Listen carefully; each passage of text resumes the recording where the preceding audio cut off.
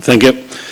As I was told to come here and where I was discussing with the program committee about what to talk about, the idea was to share with you some reflections on how the interaction between standards and open source has been taking place in the past, and some reflections for the future and whether we can improve these, make the everything more productive. And I'm talking from my experience because when I started working, just for you to know, long time ago, I was part of an open source project that was supporting one of the primitive email systems.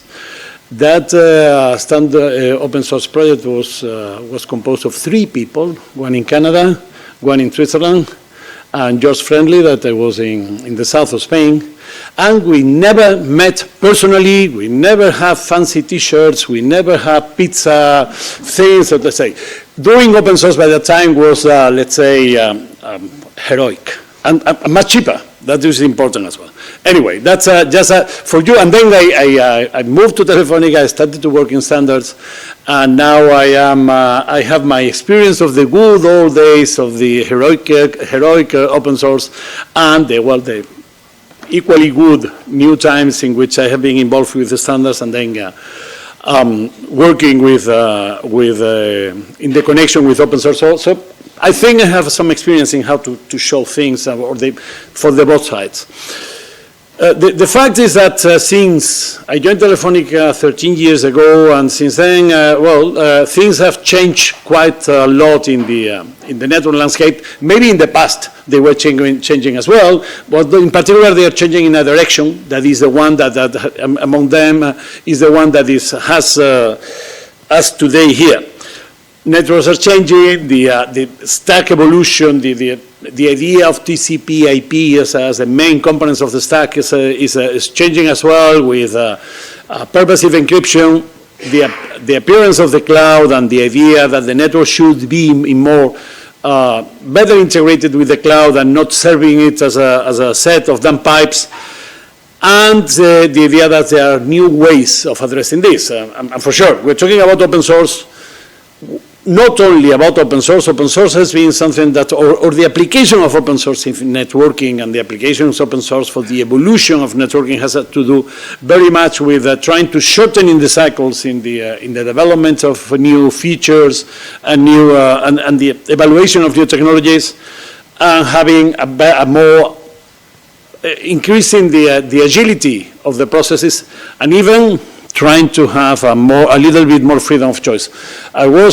Let me say this, I came to the telco industry 13 years ago, and for me it was a little bit surprising to see how much uniform everything was everywhere.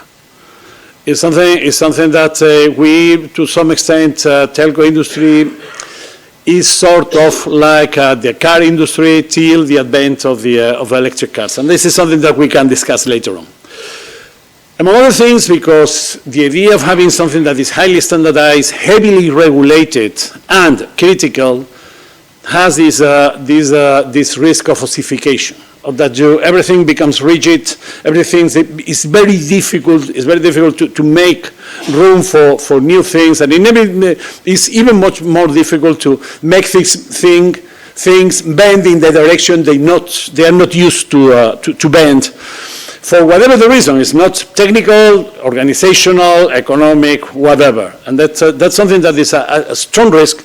And on the other hand, we have been witnessing something that is quite important. It's about, hey, no, you are dinosaurs. The ones that are really agile and good are the exascalers, because they are so smart.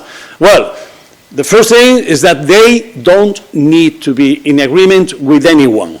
They do whatever they want at the point in which they want, and well, for sure they have big piles of money and they do it very well and very nice for users.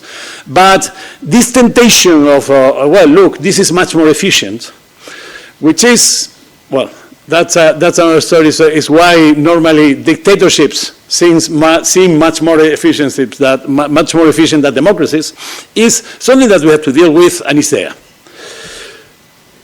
We're talking about, first, we're going to talk about standards, not about open source. Because standards, whatever you think and whatever you have, I have heard many, many times, standards are useful.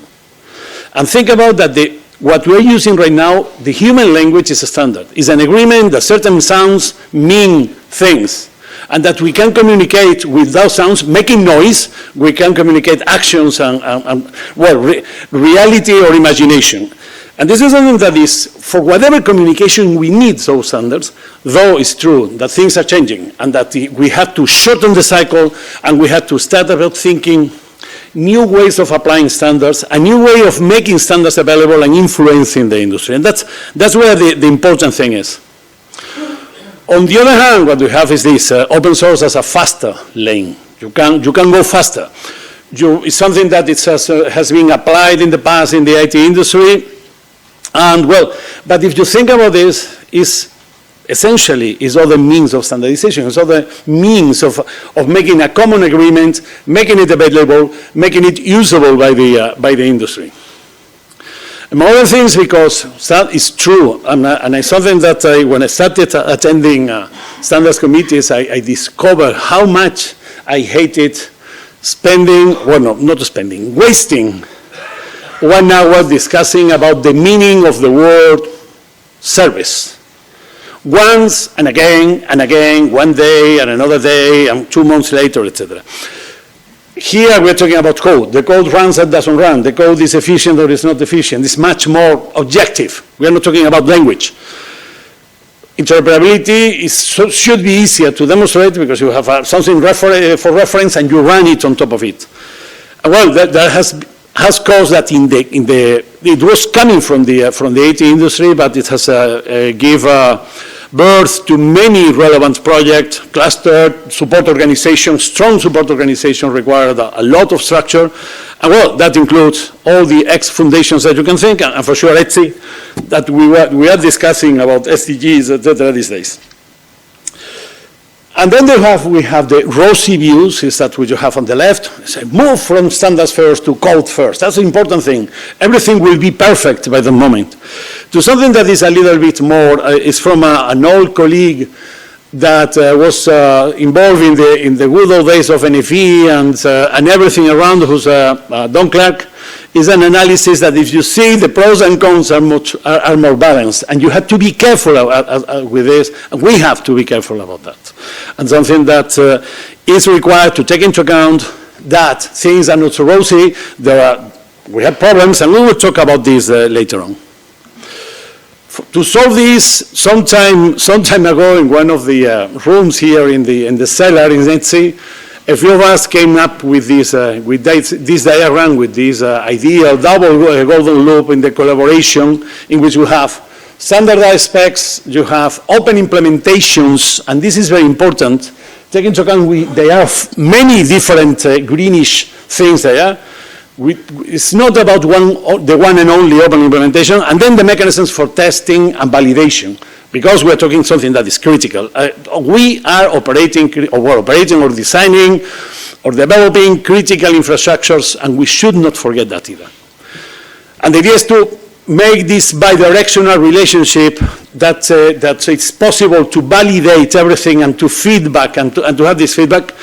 And well, trying to have a mutual understanding and trying to avoid some situations that I have witnessed in the past, people that one day was working with me sitting in the same room of standards, the week after was trying to explain to me that they didn't understand how open source works because he was, by that moment, was member of Cool Project X. It's something that is a little bit particular.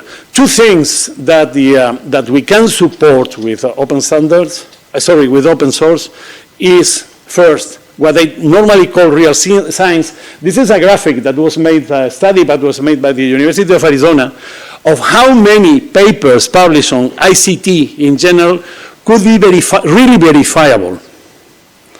And think that we have 600, and then we have verifiable, being very, very, very, very optimistic, 200 of them, 1/3.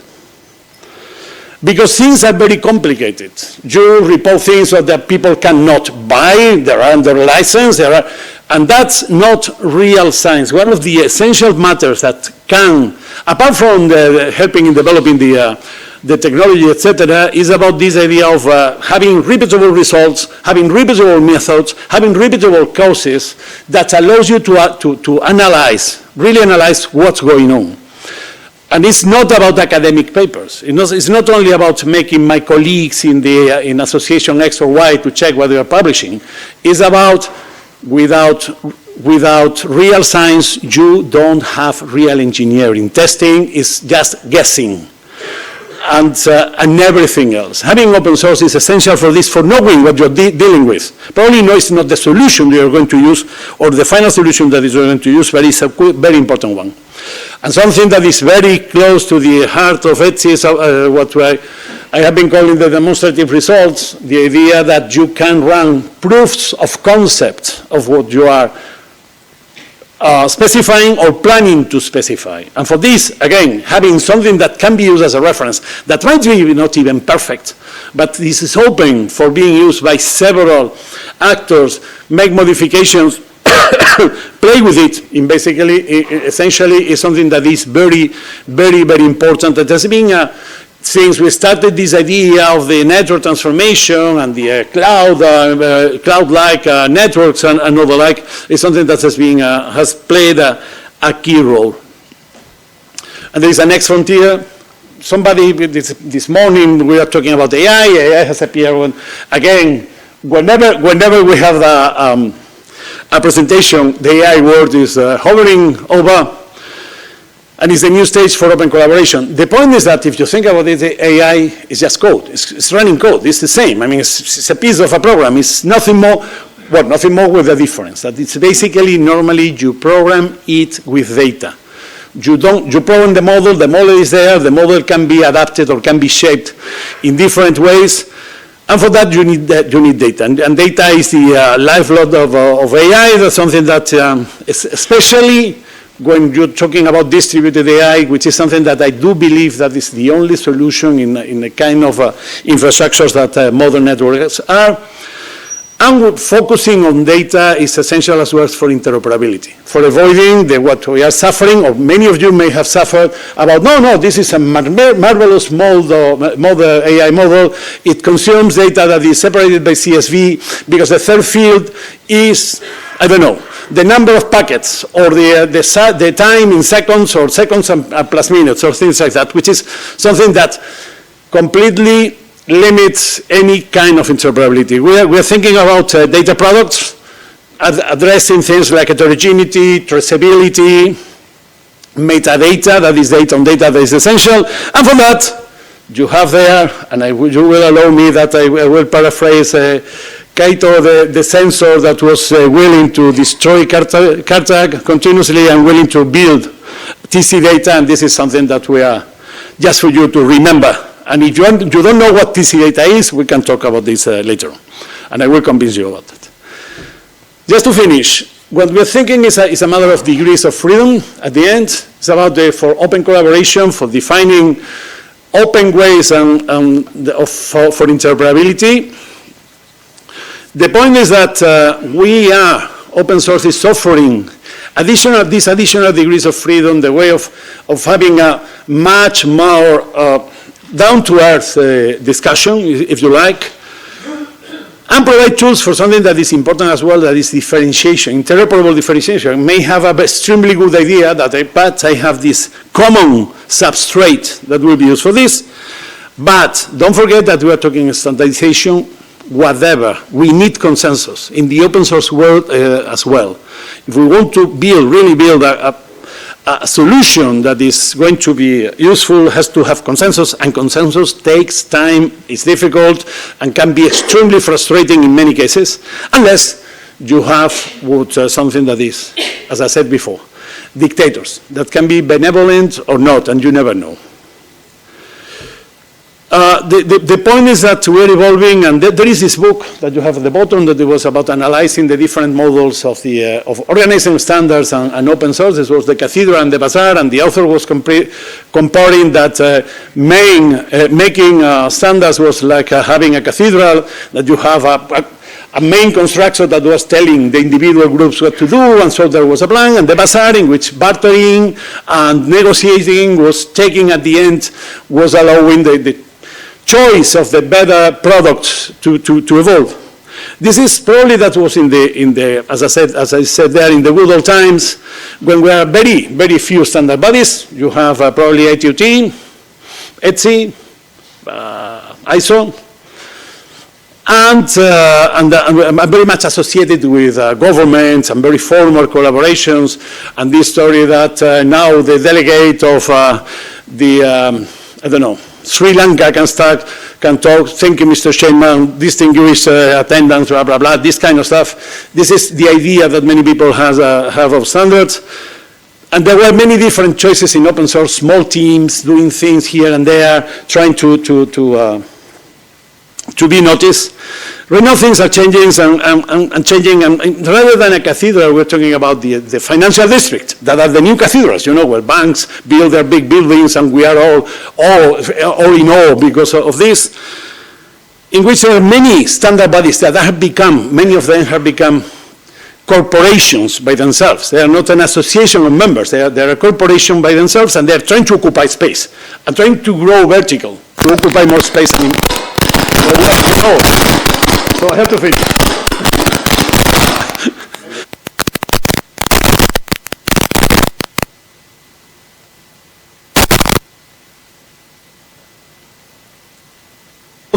More than a bazaar with independent sellers and buyers, what we have is a mall, in which what we have is a very normalized behaviors with a very particular kind of, you know, which is franchises chains. You have Zara's and you have body shops and things like that. That makes something that is extremely complicated and requires that for whatever the activity, you need a lot of what you have. You need really deep pockets. So it's become, open source is not any longer a romantic environment in which a few entrepreneurs change the world. It's very difficult to do so. And that's it. I mean, that's it, and we have to live with that. We have to make that collaboration. And just to, as a final recommendation about well, looking at and having this unwalled garden, that is, should be, well, the part of the bottom right, is that, well, we need to adapt both. It's not only that the solution is here and there. We need to adapt both processes, learn to each other, facilitate a comfortable interaction. In the case of the SDOs, I think that it's very important that we limit the temptation of over-architecting. A design should not be a standard. And I would dare to say, I have it's my personal impression that 60% of current standards are designs. And that's wrong by definition. Seek more for demonstrations and references. The idea that before you standardize, show that you can do it. And well, that implies focusing on models and interfaces rather than on architectures and designs, and leaving certain room for differentiation. Total uniformity is the enemy of everything, of life, of prosperity, of freedom, or whatever you have. But on the side of the open source, it's a little bit the same. Having diversity is not fragmentation. I keep hearing this about, fragmentation. And fragmentation is like when somebody was accused of being of witchcraft in the Salem of the 17th century. Fragmentation, you deserve to be burned. Diversity is not fragmentation as long as you focus your open source effort in the common ground, in making things interoperate, and that you can interact, and that you leave room, sorry. A low place is a very bad direct translation from Spanish. You leave room for this idea of diversification. It's perfectly fine that you have a solution for everything in open source, but don't pretend that is the unique solution. Identify what is the common substrate. And anyway, focus on models and interfaces. Because, and then just to conclude, monoculture is extremely dangerous. and it kills innovation, and it will eventually kill our industry. And that's all. Thank you.